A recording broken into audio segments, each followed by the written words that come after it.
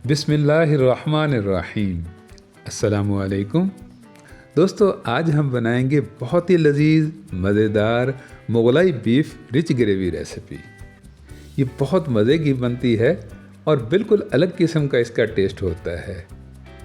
अब इसमें ग्रेवी गाढ़ी गाढ़ी कैसे बनाते हैं, मसाला बोटी के साथ में लिपटा हुआ कैसे रह जाता है और गोश्त नरम और टेंडर कैसे बनता है, ये सब चीज़ें ही दोस्तों आपको आज की इस वीडियो में मिलेंगी। बहुत कुछ नया है इस वीडियो में जानने के लिए, इसलिए आप वीडियो को एंड तक देखिएगा। तो चलिए फिर शुरू करते हैं। मुगलाई बीफ रेसिपी के लिए दोस्तों गोश्त जैसा भी हो लेकिन होना बोनलेस चाहिए, हड्डी वगैरह बिल्कुल नहीं होनी चाहिए और बोटी जो है ये छिछड़ों से बिल्कुल साफ़ होनी चाहिए। किसी भी किस्म की इम्प्योरिटीज़ वगैरह साथ में नहीं होनी चाहिए। अब गोश्त को हमने जल्दी से बनाना है तो उसके लिए कुकर में आपने जितना गोश्त लिया है उसके बराबर में ही आपने पानी लेना है। मैंने यहाँ पर ये आधा किलो बोनलेस गोश्त लिया है तो उसके लिए मैं 2 कटोरी पानी लगा रहा हूँ। इसके बाद आधा चम्मच हल्दी का लिया है और 1 चम्मच भर के मैंने नमक का लिया है। ये सारी रेसिपी का नमक है, आगे चलकर हमने नमक वगैरह बिल्कुल भी नहीं डालना है। अब साथ साथ में ही हमने यहाँ पर अदरक लहसुन पेस्ट लेना है और अदरक लहसुन पेस्ट को पानी में मिलाकर बहुत अच्छे से मिक्स करके इसमें बोनलेस गोश्त डाल देना है और गोश्त को प्रेशर में पकाना है कम से कम 12 से 15 मिनट के लिए। अब गोश्त कुकर में पकता रहेगा और मैं आपको इसकी बाकी की चीज़ें दिखा देता हूँ। 8-10 पत्ते पुदीने के आएंगे, 5-6 हरी मिर्चों को कट कर लेना है, फ्रेशली सा हरा धनिया और 1 बड़े साइज़ का प्याज और इसके साथ ही 7-8 दाने बादाम के, 2 से 3 चम्मच नारियल पाउडर और 1 लीमू। अब प्याज के तो दोस्तों आपने पतले पतले से स्लाइसेस बनाने हैं, ये आसानी के साथ में बन जाएंगे और अगर आपसे बहुत पतले प्याज ना कट हों तो भी कोई मसला नहीं है। बस स्लाइसेस आप इतने पतले तो ज़रूर ही रख लीजिएगा कि जब हम इनको खोलें तो इनकी कलियां आराम से अलग हो जाएं। वो इसलिए कि जब हम इनको फ्राई करें तो ये इजीली अलग होके आसानी के साथ में फ्राई हो जाएं।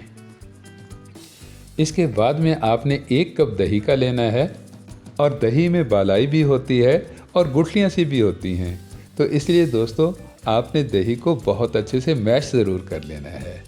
बस थोड़ा सा ही मैश करने से दही बिल्कुल स्मूथ हो जाएगी और बिल्कुल एक जैसी हो जाएगी और ये ऐसी ही हमें चाहिए होगी। इसके साथ में हमें 1/2 कप मिल्क क्रीम का लेना है और मिल्क क्रीम ना हो दोस्तों तो आप दूध के ऊपर से उतरी हुई बालाई भी डाल सकते हैं। चलिए अब हम हरे मसाले का एक गाढ़ा गाढ़ा सा पेस्ट बना लेते हैं और हरा पेस्ट बनाने के लिए आपने कट की हुई हरी मिर्चों को मिक्सी की डब्बी में डालना है। इसके बाद में 5-7 पत्ते आपने पुदीने के लेने हैं और दोस्तों ये सारे के सारे नहीं डालने हैं, फ्रेशली सा हरा धनिया आएगा और ये भी आपने आधा ही डालना है और आधा आपने बचा लेना है। इसके बाद में बादाम आएंगे, नारियल पाउडर आएगा और 1 लीमू का रस शामिल करना है आपने। अब बस 1-आध मिनट ही इसको ग्राइंड करेंगे तो ये इस तरह का गाढ़ा गाढ़ा सा हरा पेस्ट तैयार हो जाएगा। अब इसको डालना कहाँ पर है, कैसे यूज़ करना है, ये तो मैं आपको आगे चलकर बताता हूँ। अभी तो हम यहाँ पर कुकर को खोलते हैं। 15 मिनट प्रेशर देने से दोस्तों गोश्त तो बिल्कुल नरम हो गया है, सॉफ्ट सा बन गया है, लेकिन इसमें अभी भी काफ़ी सारा पानी मौजूद है। तो अब आपने इसको ओपन कुक करके ये वाला पानी गोश्त के अंदर में ही सुखाना है।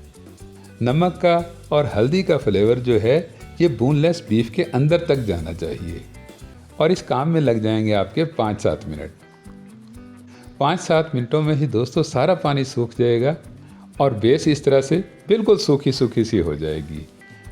तो अब आपने इस बीफ को निकाल लेना है और निकालने के बाद आपने इसको ऐसे ही नहीं रख देना है, बल्कि आपने इसको थोड़ा सा फैलाकर ठंडा होने के लिए रख देना है। अब जब तक बीफ ठंडा होता है तब तक हम इसको मैरिनेट करने की तैयारी कर लेते हैं। अब आगे पीछे तो गोश्त को मैरिनेट करने के लिए दोस्तों हम कच्चे गोश्त को ही मैरिनेशन मसाले में डालते हैं, लेकिन इस रेसिपी में कुछ अलग सा है। आपने गोश्त को पहले गलाना है और उसके बाद में इसे मैरिनेट करना है और मैरिनेट करने के लिए आपने सबसे पहले दही को लेना है। इसके बाद में आएगी इसमें मिल्क क्रीम, और मिल्क क्रीम का आपने हाफ कप लेना है, यानी करीब करीब 125 ग्राम के लगभग में। और इसके बाद में आएगा आपका होममेड तैयार किया हुआ हरे मसाले का पेस्ट। इसके बाद में डालनी है आपने इसमें स्पाइसेस। हाफ टेबल स्पून आप लाल मिर्च पाउडर का ले लीजिएगा, क्वार्टर टेबल स्पून आपने गरम मसाला पाउडर लेना है, एक बड़ा चम्मच धनिया पाउडर और क्वार्टर टेबल स्पून भुना कुटा ज़ीरा, और साथ में ही आधा चम्मच आपने इसमें चाट मसाला डालना है। वैसे ये ऑप्शनल है, अगर आप ना डालना चाहें तो इसे बिल्कुल स्किप कर सकते हैं। अब इन सारे मसालों को, हरे पेस्ट को और मिल्क क्रीम को आपने बहुत अच्छे से दही के साथ में मिला लेना है। ये सब चीज़ें दोस्तों बिल्कुल आसानी के साथ में दही के साथ में मिक्स हो जाएंगी। तो उसके बाद में आपने हल्दी और नमक में पका हुआ बीफ इसमें डाल देना है। और गोश्त को दोस्तों आपने ऐसे ही नहीं डाल देना है, बल्कि आपने 1 बाय 1 एक एक बोटी को उठाकर डालना है, ताकि ये क्रीमी सी बनी हुई मैरिनेशन जो है ये गोश्त के साथ में बहुत अच्छे से लिपट जाए। ध्यान रखिएगा दोस्तों, आपने एकदम से सारा गोश्त उठाकर नहीं डाल देना है, नहीं तो जो गोश्त के साथ में मसाला लिपटा हुआ है वो उतर जाएगा और पकने के बाद गोश्त के अंदर से नमकीन फ्लेवर नहीं आएगा। अब गोश्त को आपने मैरिनेशन वाले मसाले में अच्छे से डिप करके रखना है और रेस्ट देना है कम से कम 10 से 12 मिनट के लिए। अब इतनी देर में आपने ऑयल को गर्म कर लेना है। ऑयल बस थोड़ा सा ही होना चाहिए। हमने इसमें बीफ को शैलो फ्राई करना है, और जब ऑयल बहुत अच्छे से गर्म हो जाए, हीट पकड़ ले, तभी आपने इसमें बीफ की बोटियों को डालना शुरू कर देना है। और यहाँ पर भी दोस्तों बीफ को आपने 1 बाय 1 ही डालना है। एक एक बोटी को आपने अलग से फ्राई करना है। इससे हल्दी और नमक वाला मसाला बीफ के साथ में ही चिपका रहेगा और हरे मसाले और मिल्क क्रीम की कोटिंग भी बीफ के साथ में ही लिपटी रहेगी। अब बाकी के बचे हुए मैरिनेशन मसाले को आपने एक साइड पर रख देना है, ये हमारे आगे काम में आएगा। और बीफ को 3 से 4 बारी में आपने पलट लेना है। शैलो फ्राई करने से इस पर हल्का सा गोल्डन सा कलर आ जाएगा, और जब ये पकाई का कलर बीफ के ऊपर आ जाए तभी आपने बीफ को निकाल लेना है। और बीफ को निकालने के बाद आपने इसी मसाले में डाल देने हैं स्लाइसेस में कट किए हुए प्याज। अब इन प्याज़ों को दोस्तों आपने बहुत ज़्यादा भुनना तो है ही नहीं, बस इतना कि ही फ्राई करना है कि ये थोड़े से नरम हो जाएं।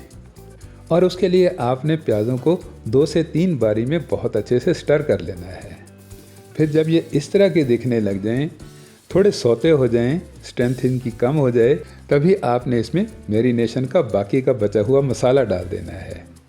और साथ साथ में आपने थोड़ा सा पानी भी डाल लेना है ताकि मसाला नीचे न लगे। इसके बाद में बस हल्का सा इसको स्टर करना है, और इसके बाद में आपने इसको कवर करके पकाना है कम से कम 4 से 5 मिनट के लिए। हाँ, दरमियान में आप इसे थोड़ा बहुत स्टर ज़रूर करते रहिएगा। अब जब 4-5 मिनट के बाद इसे आप ओपन करेंगे तो ये हल्की हल्की सी चिकनाई ऊपर आ रही होगी, और ये एक थिक किस्म की गाढ़ी गाढ़ी सी ग्रेवी बन गई होगी। तो अब डालनी है आपने इसमें कसूरी मेथी, और कसूरी मेथी का दोस्तों आधा चम्मच ही काफ़ी रहेगा। बस इसे आपने थोड़ा सा क्रश करके डालना है, इससे इसकी खुशबू डबल हो जाती है। और इसके बाद में डाल देना है आपने इसमें शैलो फ्राई किया हुआ बीफ। अब बीफ की तो दोस्तों 2-3 बारी में बहुत अच्छे से पकाई हो चुकी है, तो बीफ आपका कन्फर्मली टेंडर भी हो चुका है, बिल्कुल नरम और सॉफ्ट बन चुका है। और ग्रेवी भी हमारी फुली कुक्ड है, गाढ़ी गाढ़ी सी भी है और थिक किस्म की भी है। तो बस अब इन सब को मिलाकर आपने थोड़ा सा हरा धनिया स्प्रिंकल करना है, और तैयार है आपकी बहुत ही थिक किस्म की गाढ़ी गाढ़ी ग्रेवी से बनी हुई Mughlai beef rich gravy recipe. दोस्तों आप मेरे इस आसान से तरीके से इसे इस बकरा ईद पर ज़रूर बनाइएगा, आपको ये बेहद पसंद आएगी। दोस्तों वीडियो अच्छी लगी हो तो वीडियो को लाइक ज़रूर कर दीजिएगा। मिलते हैं नेक्स्ट वीडियो में, तब तक के लिए अल्लाह हाफिज़।